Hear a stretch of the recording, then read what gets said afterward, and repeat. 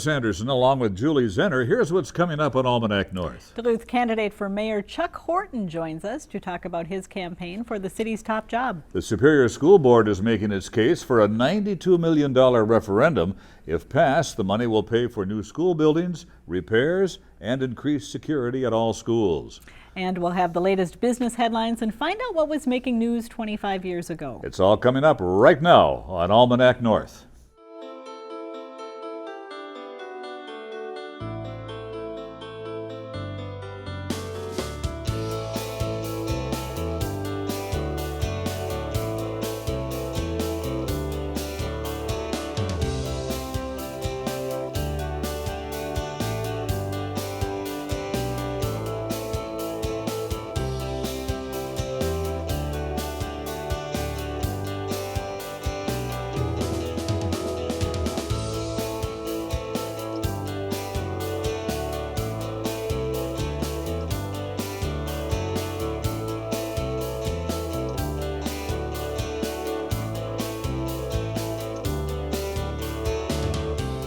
Well, hello and welcome to Almanac North. Thank you very much for watching. Fall colors are here, Julie. It looks like a good weekend to get out and enjoy. It does, and that season is brief, of course. It is.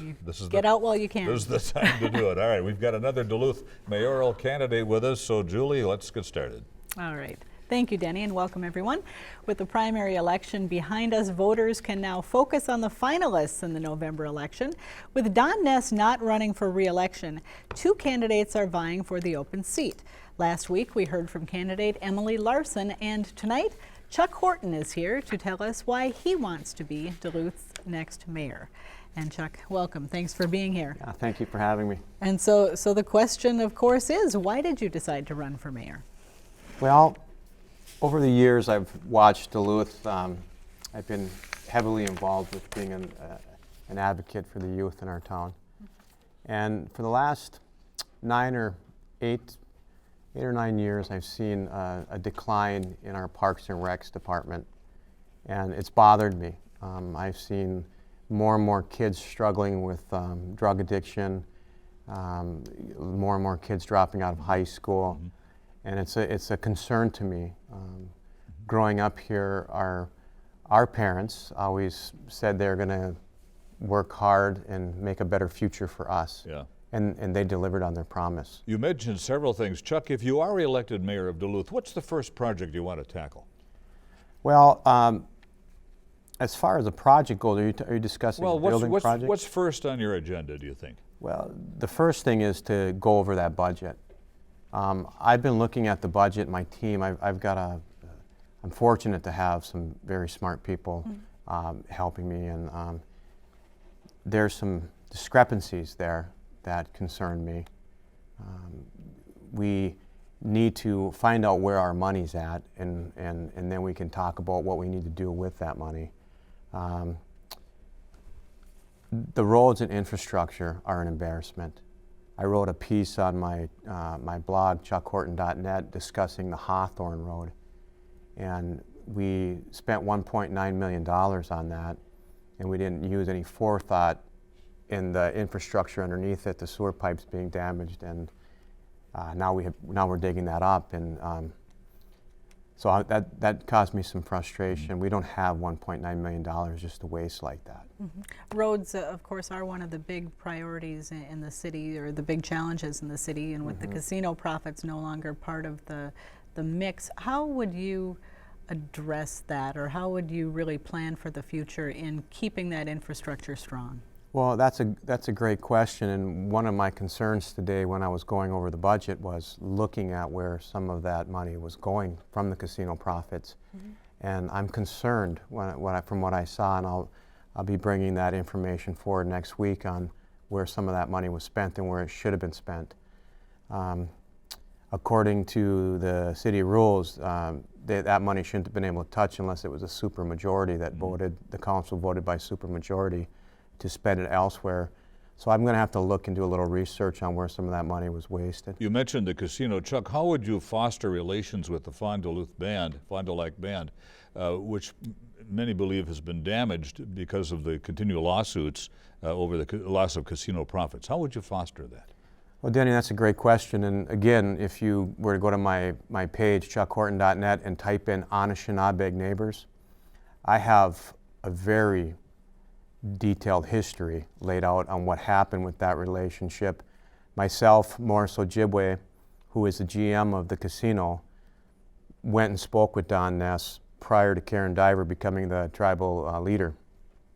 We addressed our concerns about this very issue in front of us. Could you work with her? Well, it's not just her. Of course I could work with Karen, but we have to foster and fix our relationship with the whole tribe. And I don't like how Duluth looked in that whole ordeal, how we played it out in the media. Mm-hmm. I advised Don, before this deal got muddied up and twisted, we could have fixed it in the beginning. And our approach was to go for all or nothing. We have 17 attorneys on staff in the city of Duluth, which shocks me considering across the pond there, Superior has one. Not one of our attorneys were involved in that lawsuit. We had to get outside legal counsel when a federal judge told us that we didn't have a chance to win this lawsuit, and we kept pushing. So we wasted more money that we did not have to go after a lawsuit that we couldn't win. After myself and Morris talked to Don and tried to make a deal before it got even so ugly like it did, that's an embarrassment for us all. Mm-hmm. You've challenged a number of the spending priorities of the current administration and the City Council. One of the areas that I understand you would like to put some more emphasis in would be in crime prevention and the police force, trying to address some of the drug issues in town. Speak to that. Well, thank you for bringing that up. We have a drug epidemic that's happening in the city of Duluth, and it has not been addressed. We have a serious heroin problem, and it's hurting our whole community. They're finding heroin needles in parks. They're finding heroin needles in school parking lots, kids walking in the street. It's posted all over social media, and I don't understand why we are not screaming from the rooftops that we have an issue and we need to face this head on. One of my top priorities will be to go after this problem, and you have to use compassion and you have to show accountability. And right now, we seem to be just kind of, the current administration and my opponent seem to be turning a blind eye to this. On another subject, could you tell us what your plans might be for economic development? Absolutely. Duluth has gotten into the business of being catering to nonprofits, okay? If we were to look at our downtown for an example in that, we have CHUM, and we have a bunch of organizations, nonprofits that are surrounding the CHUM and surrounding that area that are repeat and repetitive performance for that same thing. And the city is not only, we are financing a lot of this. We need to finance and we need to help businesses. Our downtown, with the CHUM and with the nonprofit organizations and the needle exchange programs and everything like that, there's a lot of transients, there's a lot of drug addicts, homelessness that's happening right down in our main business sector. Downtown is unsafe, and we all know it. I ask your viewers, or I ask you, would either of you feel safe walking downtown at night? And if you don't, then we have a problem. So you feel cleaning that up is important to trying to attract any new business That's to the key. downtown area? That's absolutely key. And then there's some businesses that are thriving that we need to help foster and grow even bigger than they are. There is a lot of brain trust in Duluth. There's a lot of willpower. There's a lot of people willing to work. That they need jobs. We're building a lot of shiny stuff on the shore and on the waterfront in the canal park. Shiny new stuff. But meanwhile, in our neighborhoods, our roads are crumbling. Our kids have nothing to do. The parks and recs are shut down. You want to bring people to come to work, the first thing they look at is how their kids are going to have an opportunity to grow here. And that's something that we've turned our back on in the last 8 or 9 years. We have just under a minute, but before we run out of time, talk about why people should vote for you versus your opponent. Well, I like Emily. I think Emily's a very nice person. But she, in my mind, is part of the problem. And that problem is we have a one-party system that if you're elected in the city of Duluth, it seems like you owe too many people that got you into that election. That you're not able to do the changes you make because you're endorsed by so many people that and you owe favors to. I don't owe anybody anything. I owe the citizens of Duluth. I owe this beautiful town that I was born and raised in, that has embraced me when I came home from the Army, when I came back from Iraq. I was raised in West Duluth. I've mentored a lot of these kids here, and I want to continue to do that. I am owned by nobody. I'm very independent and I'm very pragmatic, and I have a proven track record on how to get things done. All right. Well, Chuck Horton, thank you so much for thank you coming for in. having All right, me. Chuck, Visit thank us. you so much. Appreciate it. Thank you. Thank you.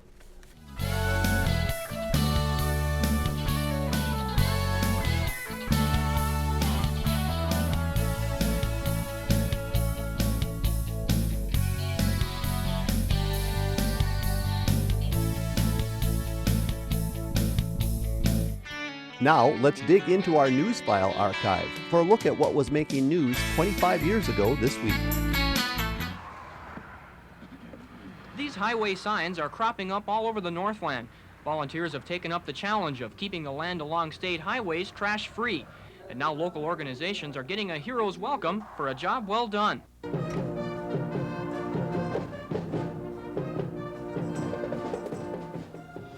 Minnesota's fledgling Adopt a Highway program has become a rousing success in just 6 months. It's just another good example of Minnesotans pitching in to provide assistance to government. It's a public-private partnership that you see existing in not only this, but every other effort in Minnesota. Governor Rudy Perpich awarded certificates of appreciation to some of the first groups to sign up for the program. He says he hopes the spirit of volunteerism will continue to spread. It's really a good program. You're going to see a big difference. It's not just the fact that they're picking up the litter. It's kind of an educational process also, and that's why we're going to the schools. Already an estimated 3,600 miles, or 30% of all state highways, have been adopted for cleanup efforts, which is good news for taxpayers. We collect 16,000 tons of debris a year. It costs Minnesotans $4 million to pick up the debris and litter that's on the roadside. For Evening Edition, Ryan Davenport, KDLH News.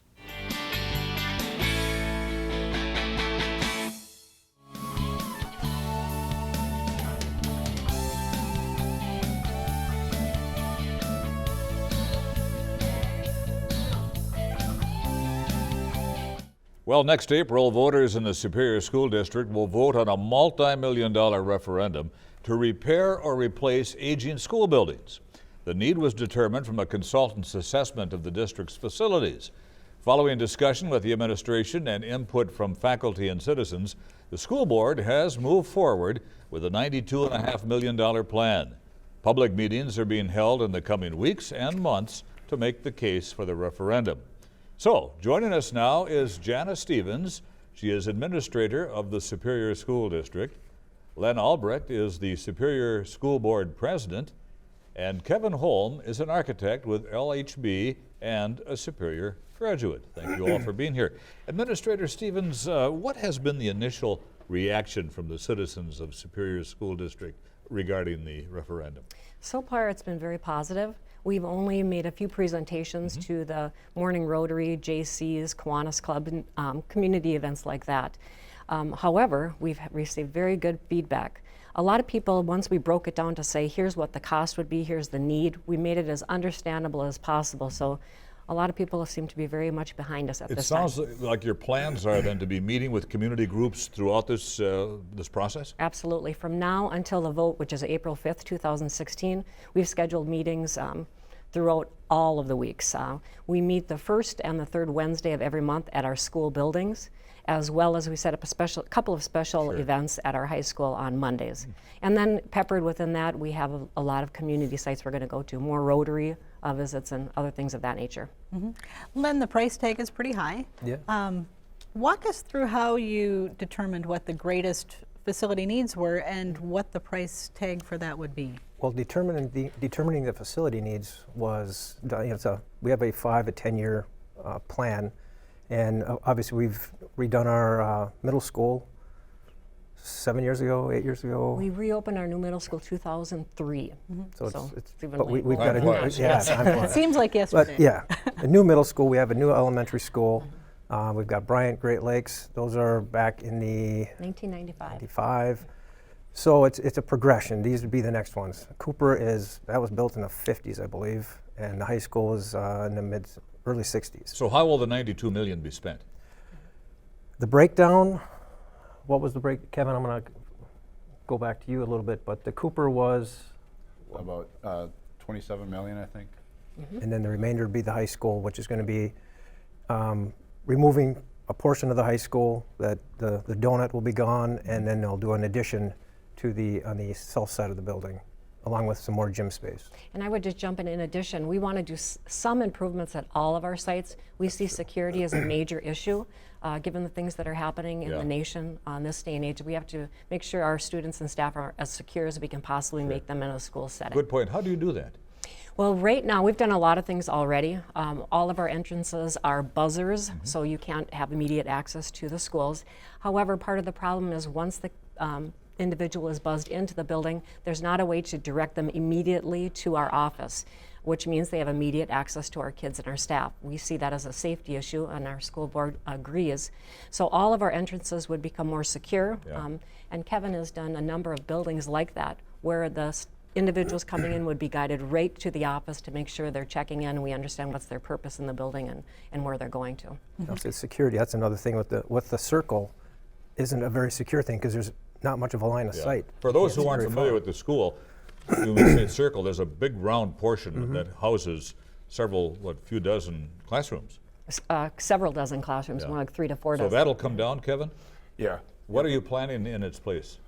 So the intent is to do what I would call a more traditional 3-story type structure on the south side of the existing structure. So when you look at the image that's on the screen right now, that would be the first phase, is to build new classrooms. Then the circle portion would come down during that time frame. In addition to replacement of the classrooms and the technology upgrades and right-sizing the classrooms, currently the orchestra doesn't have a room to practice in. It actually practices in the lobby of the auditorium space. So we're creating a new band room and then retrofitting the band room into choir and the choir into the orchestra, and basically reusing as much of the building as we can. The building does have some value. The gym space it's not possible to replace a gym space like that when you look at the seating and the capacity of that. So that will remain the performance gym, and then we'll be adding more gym space for community use and student use. Kevin, we mentioned in the intro that you are a graduate of Superior High School.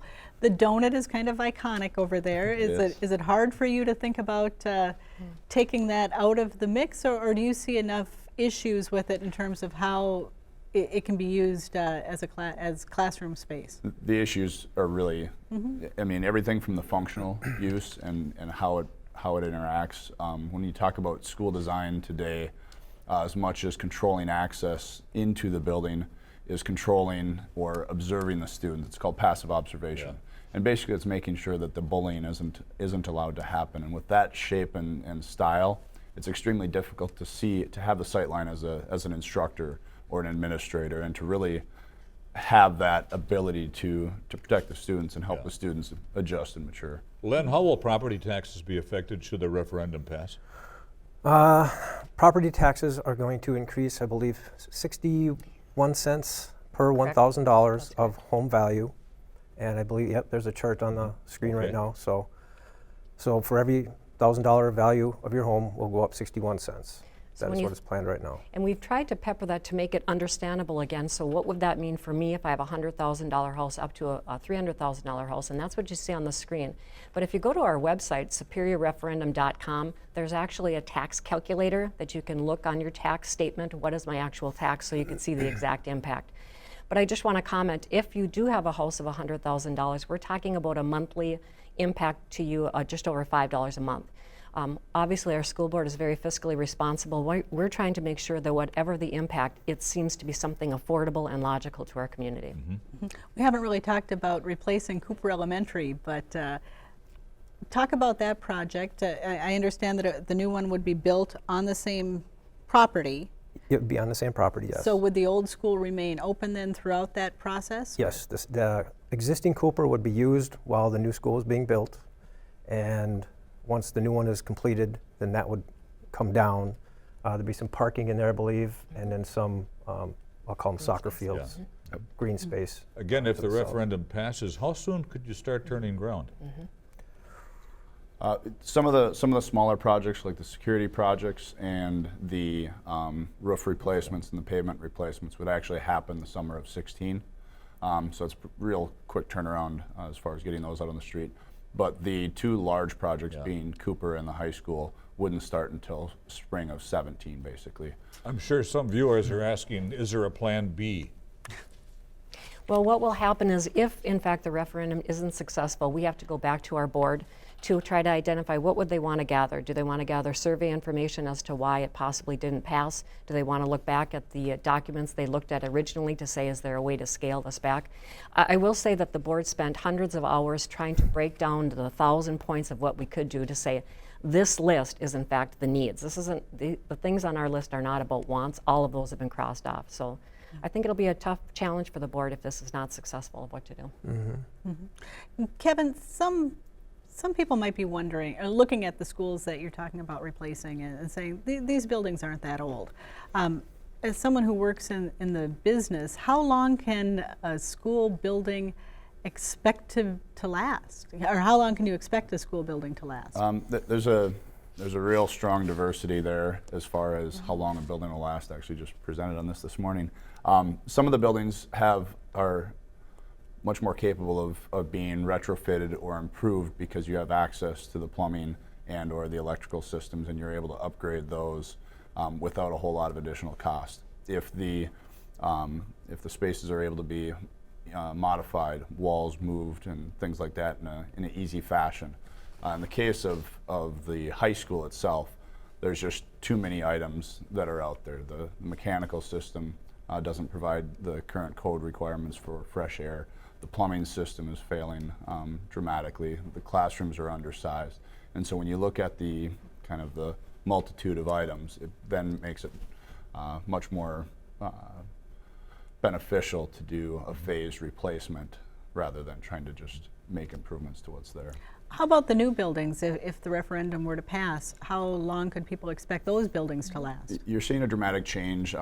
For quite a while there, about 40 years, there was what I would call disposable architecture, where the buildings just weren't designed to last. And part of it was the evolution of building sciences and the envelope design, and part of it was just that people weren't willing to invest in their projects and in their buildings. And now when you look at public projects, whether it's city, federal, state, or school district, people understand that if you put money into your envelope, if you put money into your roofs so that they're going to last longer, your buildings will live longer. So this building will be designed for a 75+ year life.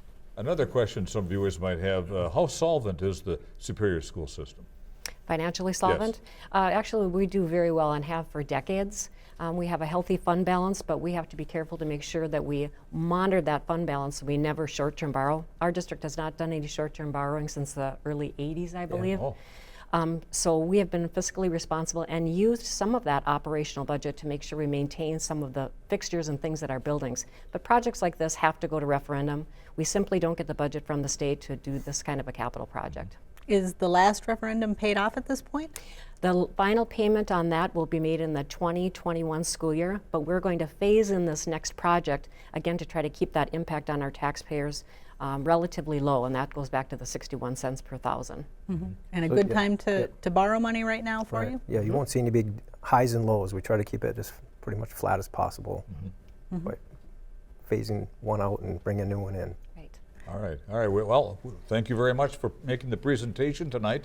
And again, the referendum is next April, is that correct? April 5th, 2016. And again, I would just say to get more information, go to superiorreferendum.com. Okay. Thank you, all of you, for being here tonight. Thank you. Appreciate it.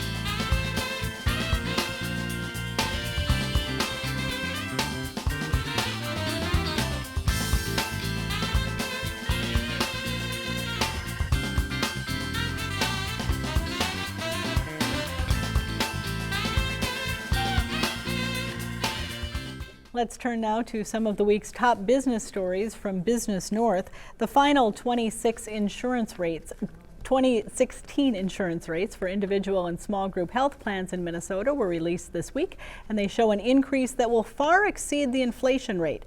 Minnesota's Commerce Commissioner tried to downplay the bad news, but the rates will rise from 15 to nearly 50% compared with 2015. Commissioner Mike Rothman said Minnesota's health insurance rates will continue to be among the lowest in the country, but Governor Mark Dayton said he was extremely unhappy about the increases. Students, faculty, and visitors gathered at Wisconsin Indian Head Technical College Wednesday to celebrate recent renovations. They include a revitalized and more colorful student atrium, new furniture, and modern decor in campus multi-use space.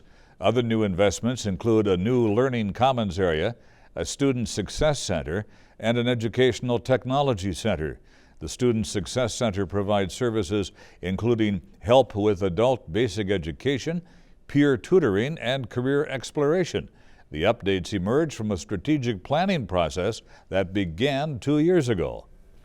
In a decision important to downtown Duluth retailers, city councilors have rejected the inclusion of protected bicycle lanes in the plan for a redesigned Superior Street. Instead, they recommended the lanes be added a block above or below on First Street or Michigan Street. Adding the lanes, retailers said, would force planners to reduce the width of sidewalks. Both proposals had received support, but creating more inviting pedestrian space was considered the top priority. For more on these and other stories, visit businessnorth.com. Now, if you have a comment on our show, call now, dial 218-788-2849 to leave a message, or send us an email to almanacnorth@wdsc.org. You can get the latest on our show by becoming our friend on Facebook. And for the latest news and information from the station, visit the WDSC website, where you will also find details on all the other great PBS programs. And Julie, this should be a great weekend for those who are heading to the Bayfield Apple Festival. It should indeed, and I haven't been over there yet to get my cider, so I might have to make a run. It's underway right now. All right. Okay, make that run. All right, for Julie and the crew at Almanac North, I'm Dennis Anderson. Have a great weekend. Good night, everybody, and be kind.